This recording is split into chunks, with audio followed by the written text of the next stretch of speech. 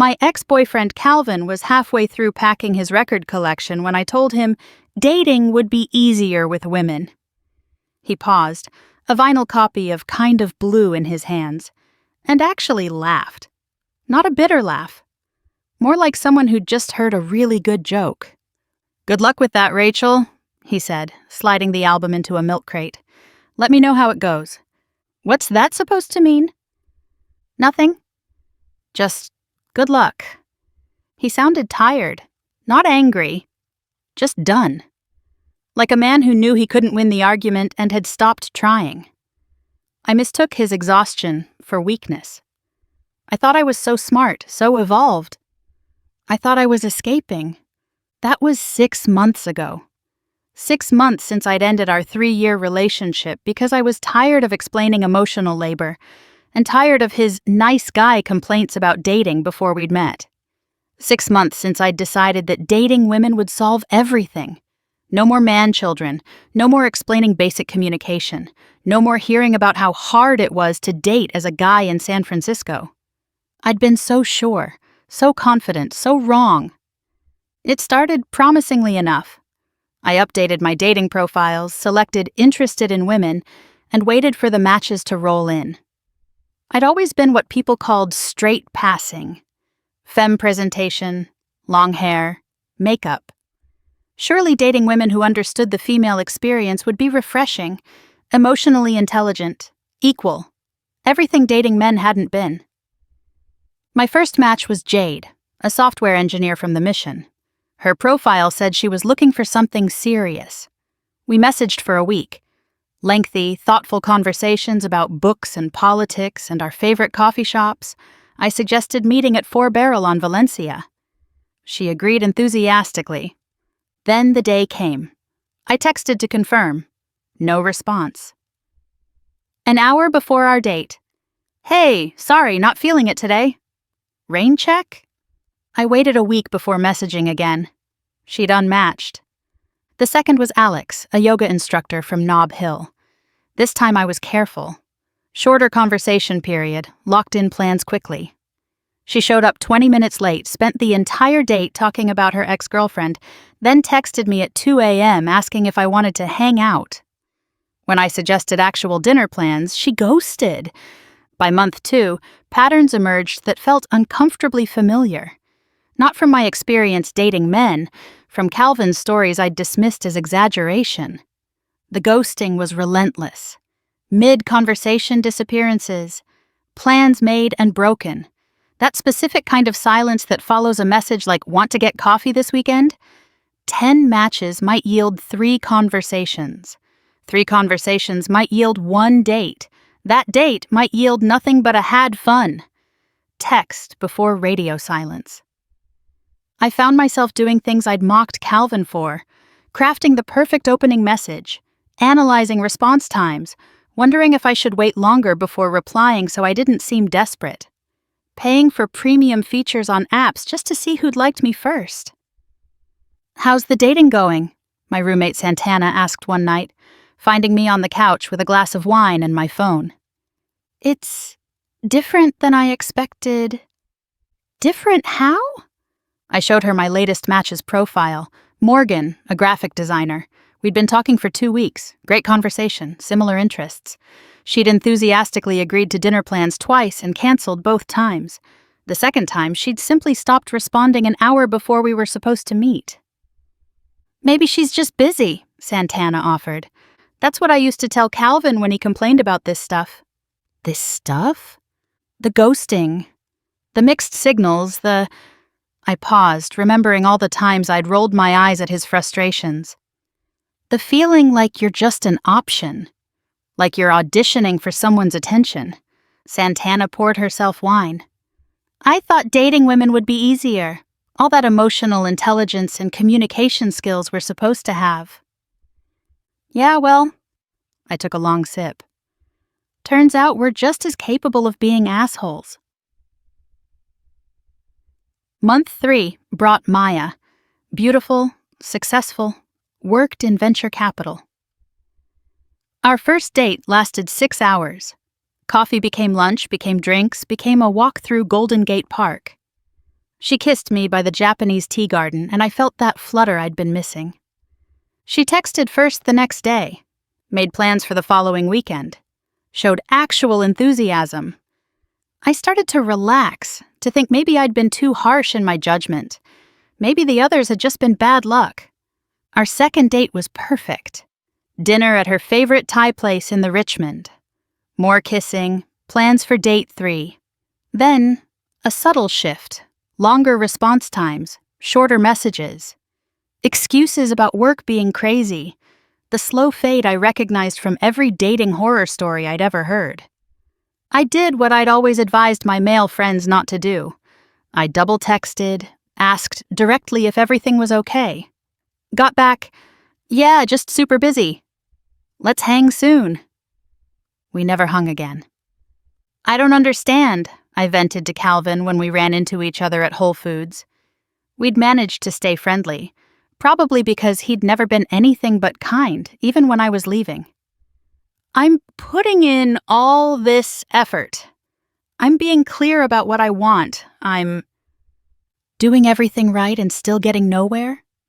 He didn't look smug, just understanding.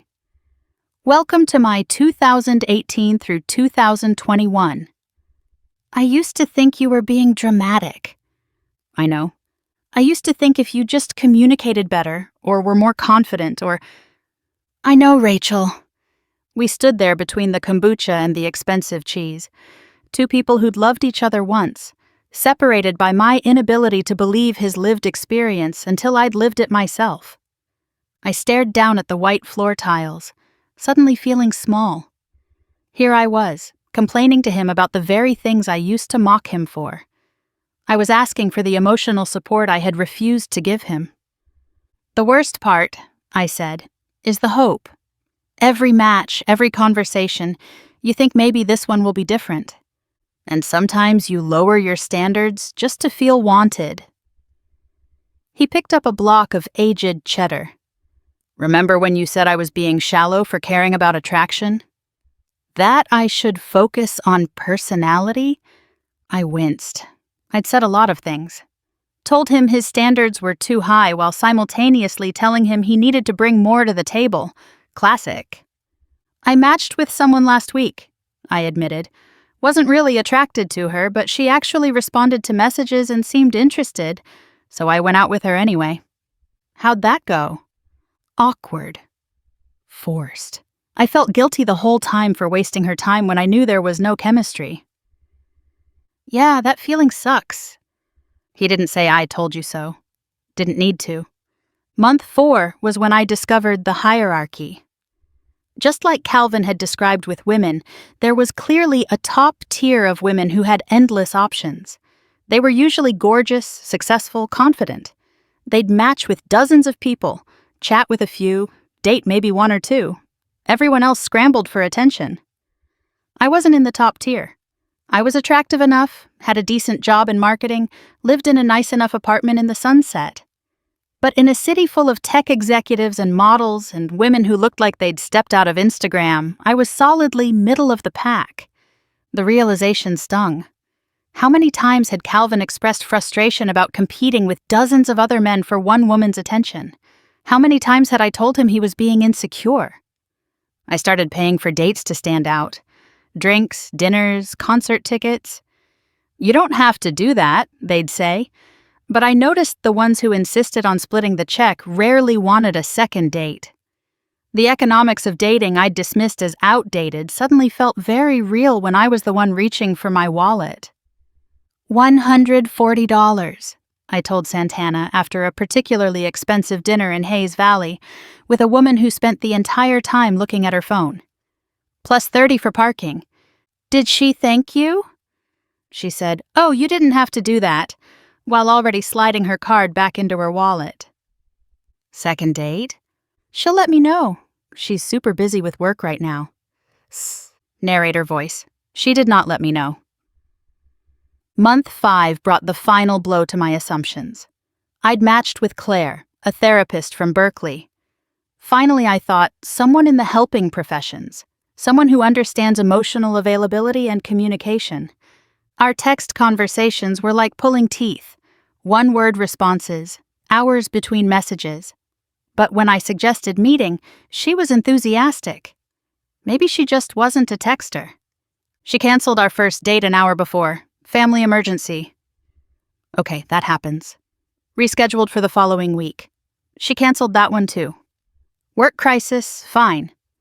Third attempt, she actually showed up. 20 minutes late, but she showed up. The date was fine. Pleasant conversation, a few laughs. When the check came, she made no move toward it. I paid, whatever. At the end, she hugged me and said she'd had a great time. Then nothing. I texted the next day. No response. Texted again 3 days later, just a light, "How's your week going?" Silence. A week later, I saw her on the app again. Active, posting new photos, just not responding to me. The therapist. The one who should understand how ghosting affects people's mental health. The one whose literal job was helping people with their relationships. Maybe ghosting was good for her business. Maybe it created a steady stream of new clients. The thought was cynical, but after 5 months of this, cynical was all I had left. That night, I did something I'd sworn I wouldn't do. I downloaded the dating app data that shows your stats. Messages sent versus responses received. Matches versus actual dates. The numbers were sobering. 347 right swipes, 42 matches, 18 conversations beyond hey, 7 first dates, 2 second dates, 0 relationships. I thought about Calvin's old spreadsheet. I'd found it once on his laptop and mocked him for it. Who tracks their dating life in Excel? I'd laughed. That's so weird and analytical. Now I understood. When you're putting in effort and seeing no results, you start looking for patterns, trying to figure out what you're doing wrong. The data becomes a way to prove you're not crazy, that the struggle is real. I called him. It was late, probably inappropriate, but I needed to talk to someone who'd understand. Rachel? He sounded surprised, but not upset. Everything okay? I owe you an apology. Silence. Then, For everything I said about dating. About how if you just tried harder, communicated better, were more confident. God, I was such an asshole. You weren't an asshole. You just didn't understand. I was, though. I dismissed everything you went through, made you feel like the problem was you. Well, I could hear him thinking. Yeah, that did suck. I'm sorry. Really sorry.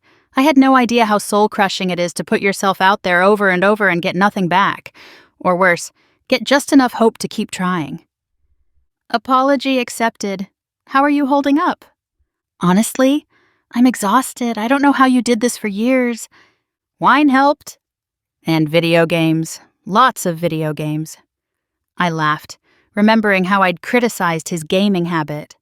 Another coping mechanism I'd judged without understanding what he was coping with.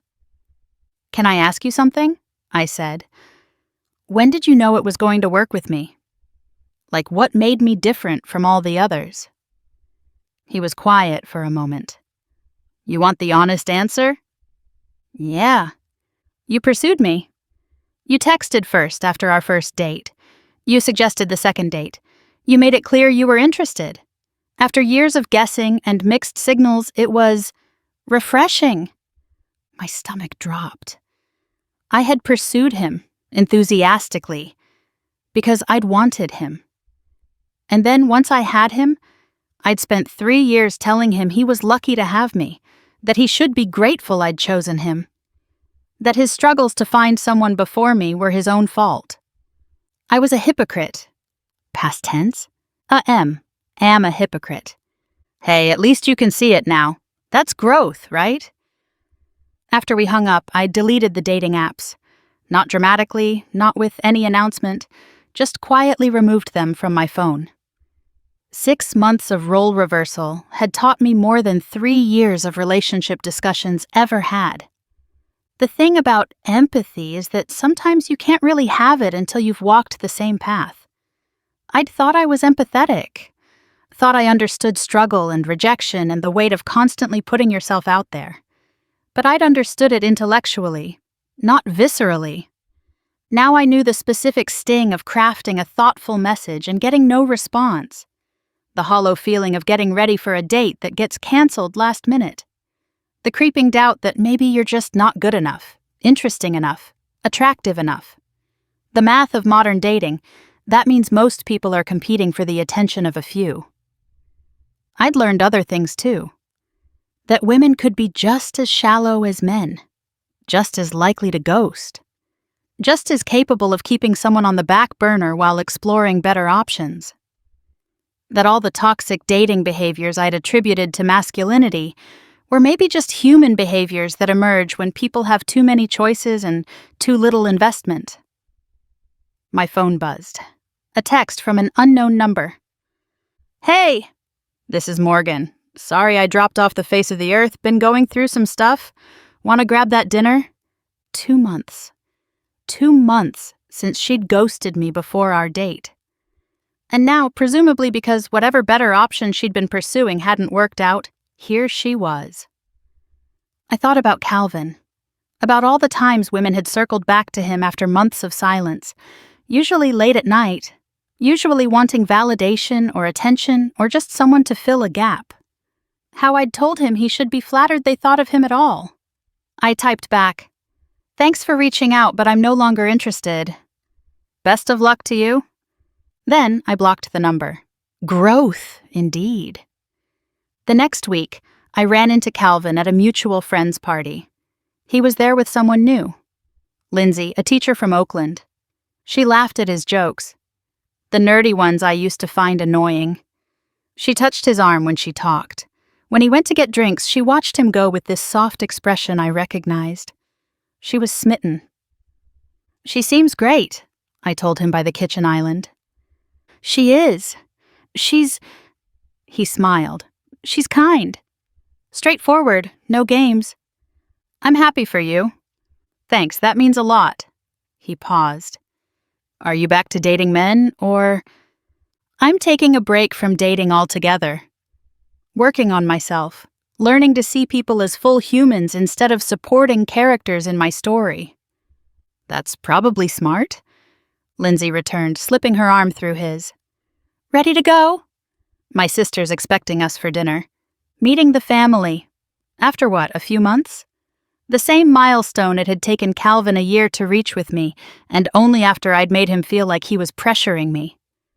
They left together, his hand on her lower back, guiding her through the crowd. The gesture was protective, gentle. He'd done the same with me once. I'd told him it felt possessive. I stayed at the party another hour, nursing a beer and thinking about perspectives. How easy it is to criticize an experience you've never had. How quick we are to minimize struggles we don't share. How many times I'd told Calvin his dating problems were self-created, while never acknowledging the systemic issues that make modern dating hard for everyone. The red pill stuff he'd mentioned. Not the woman-hating parts, but the observations about dating dynamics, about hypergamy and selection and the burden of pursuit. I'd dismissed it all as bitter male whining. Turned out there were kernels of truth in there, wrapped in unfortunate packaging. Truths about how dating apps commodify people.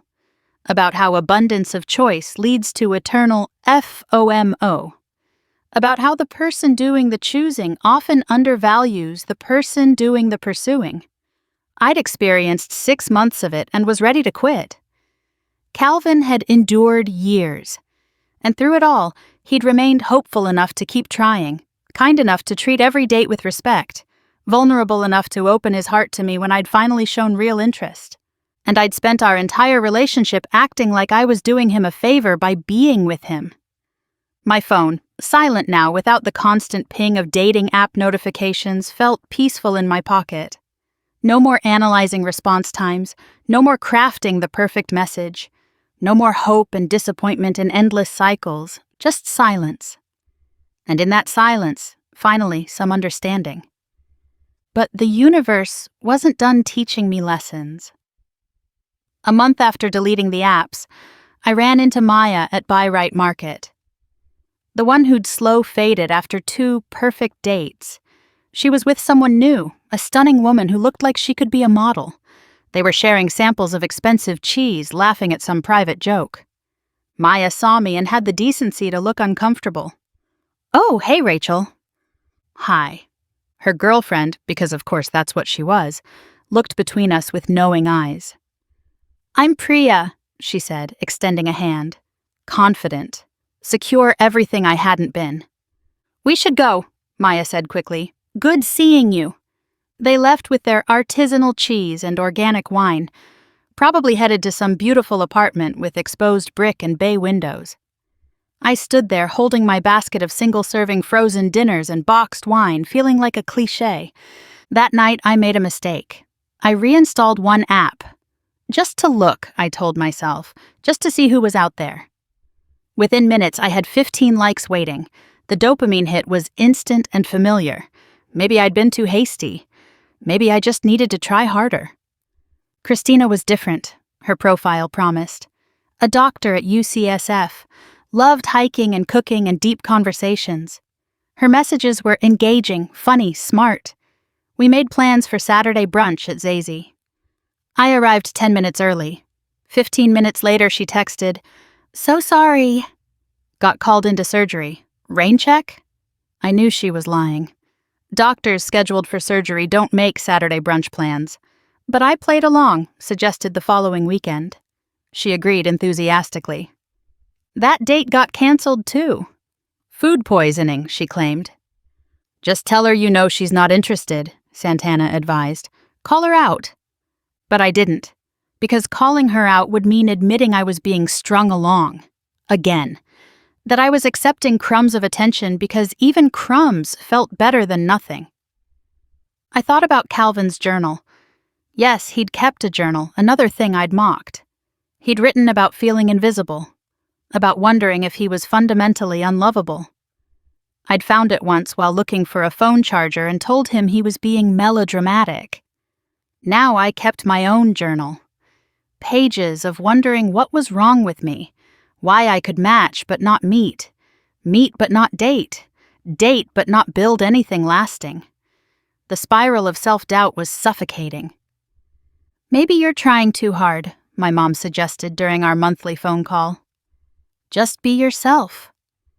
Be myself, the same advice I'd given Calvin countless times, as if being yourself was some magic key that unlocked romantic success, as if the problem was performance rather than a system designed to always show you the next option, the better choice, the upgrade waiting just to swipe away. I lasted 2 more weeks before deleting the app again. This time, I also did something else. I found Calvin's old Reddit posts. He'd shown them to me once, trying to explain the online spaces where men discussed dating struggles. I'd skimmed them with judgment, seeing only bitterness and entitlement. Now I read them differently. Been on 47 first dates in 2 years, 4 second dates, 0 relationships, starting to think I'm the problem. Matched with someone who seemed really interested. 3 weeks of great conversation. Made plans twice. She canceled both, finally deleted her number. Paid $300 for a date last night. Dinner and concert tickets. She spent half the time on her phone and didn't even say thanks. Feel like an ATM. The responses weren't all bitter. Many were supportive. Men sharing similar experiences, offering advice, commiserating. Building community around shared struggle. The same thing women did in their own spaces, just with different vocabulary. I'd called these spaces toxic echo chambers. And yes, some corners were. But mostly they were just humans trying to understand why connection felt so impossible in an age of infinite options. I thought about texting Calvin, not to try to win him back. That ship had sailed, and rightfully so. But to thank him, for his patience when I didn't deserve it, for his grace when I mocked his struggles, for never once saying, "I told you so," when I finally understood. Instead, I finished my beer and headed home to my apartment in the sunset. Alone, but not lonely. Wiser, but at such a stupid cost. I'd thrown away a good man because I thought I deserved better, only to discover that better was a mirage created by too many options and too little appreciation for what I had. The dating apps stayed deleted, not because I'd given up on love, but because I needed time to sit with what I'd learned, to really internalize it, to become the kind of person who could appreciate a good partner instead of constantly wondering if there was someone better just to swipe away. 6 months. That's all it took to understand what Calvin had tried to tell me for years. The dating world wasn't neatly divided into men who were bad at dating and women who deserved better. It was full of humans trying to connect in a system designed to keep them swiping, searching, wanting more. I'd joined the other side and found it was exactly as difficult as he'd said. The only difference was that I'd had the luxury of dismissing his experience until I lived it myself. And that, more than any failed date or ghosted conversation, was the hardest truth to swallow. 3 months later, I saw the wedding announcement on Facebook. Calvin and Lindsay. A small ceremony at a vineyard in Napa. The photos showed him in a gray suit, her in a simple white dress, both glowing with the kind of happiness that can't be faked for cameras. 6 months. They'd known each other 6 months, and he'd proposed. The same man I'd kept at arm's length for 3 years, who I'd told was moving too fast when he'd suggested moving in together after year 2. I zoomed in on one photo, his hand on her waist, her looking up at him with pure adoration. His sister in the background, the same sister who'd unfriended me after the breakup. His mom dabbing at her eyes, the mom who'd treated me like a daughter until I'd treated her son like an option. The comments were full of congratulations. Perfect couple. About time. She's so lucky. Lucky. There was that word. The word I'd bristled at whenever anyone had used it about me and Calvin. You're so lucky to have him, his mom had said once. I'd smiled politely while internally rolling my eyes. Lucky? To be with a software engineer who wore the same 5 shirts and got excited about board games? Now Lindsay was the lucky one, because she'd seen what I'd missed, that a good man who shows up consistently is worth more than 1,000 possibilities on a screen. I closed Facebook and opened my laptop. The blank document stared back at me. My therapist had suggested writing a letter to Calvin, not to send, just to process. Dear Calvin, I typed, then stopped. What was there to say? That I'd been wrong? That I'd confused stability with settling? That I'd mistaken his kindness for weakness? That I'd thought I was upgrading when really I was downgrading to a slot machine that never paid out?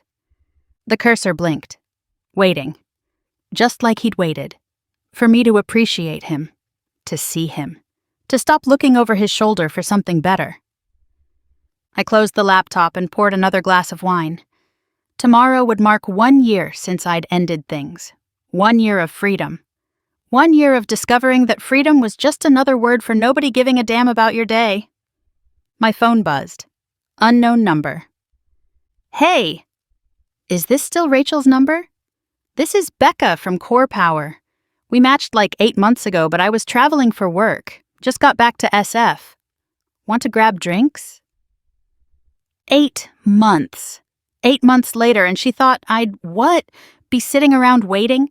That I'd be grateful for the attention? I was about to delete it when I realized I probably would have said yes. If I hadn't deleted the apps.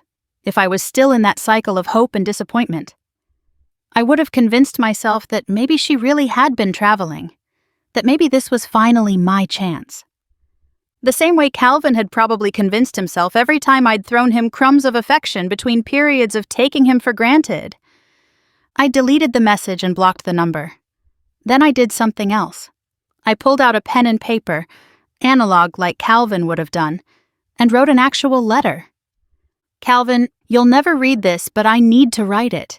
I was wrong about everything, about you, about dating, about what I deserved versus what I had. You loved me, really loved me. Not the idea of me or the potential of me, but the actual me. The me who got cranky during my period and ate cereal for dinner and rewatched the same TV shows. You loved that person, and I spent 3 years looking for an upgrade that didn't exist. I hope Lindsay loves you the way you deserve. I hope she never makes you feel like you're lucky to have her. I hope she knows she's the lucky one and never forgets it. I'm sorry I had to break your heart to learn what you were worth. R. I folded the letter and put it in my desk drawer. Maybe someday I'd burn it. Maybe I'd keep it as a reminder. Maybe it didn't matter. It wasn't for him. It was for me. It was the first time in a year I had told the complete truth, even if it was just to a piece of paper. The lies I had told myself about being better, about deserving more, about him being the problem, they all felt so loud compared to the quiet truth of that letter. What mattered was that somewhere in Napa Valley, a good man was building a life with someone who saw his value. And somewhere in the Sunset District, a foolish woman was finally understanding what she'd thrown away. The apps stayed deleted, the lesson learned, the price paid in full.